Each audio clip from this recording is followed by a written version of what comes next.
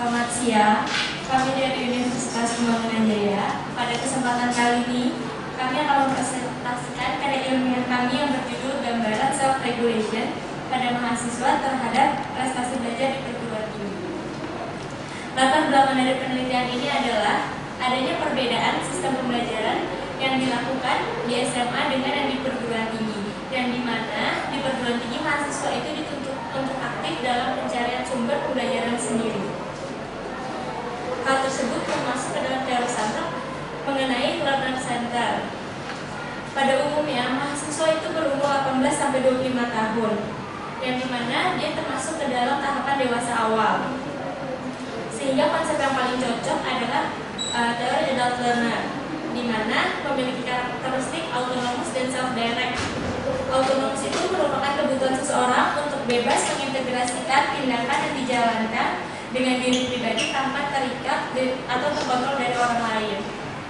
Dan self-direct itu pembelajaran aktif secara mandiri yang dapat mengatur pemikiran, perasaan, dan kelakuan seseorang. Oleh sebab itu, self-regulation dibutuhkan untuk mengatur dua hal tersebut. Sedangkan self-regulation sendiri merupakan proses belajar yang bersumber dari pikiran dan tingkah laku yang berorientasi pada tujuan belajar dan dibuatnya sendiri. Self-regulation itu sendiri memiliki 3 dimensi, yaitu tujuan, kinerja, dan self-efficacy. Oleh sebab itu, kami melakukan penelitian mengenai gambaran self-regulation pada mahasiswa terhadap prestasi belajar di perguruan tinggi.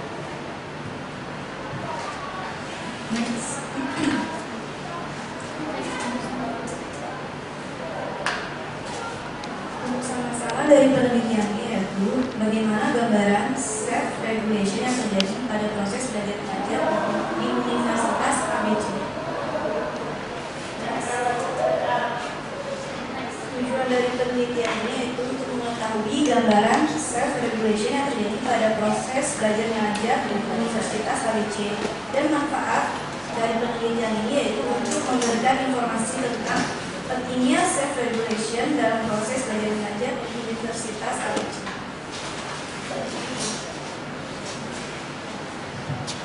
Berikut merupakan teori dari adult learner. Seperti yang telah dijelaskan sebelumnya di latar belakang, adult learner memiliki 3 karakteristik, yaitu autonomous, self-direct, dan hal tersebut berhubungan erat dengan teori learner center, yaitu pembelajaran aktif yang dilakukan oleh mahasiswa dalam mencari sumber pembelajarannya.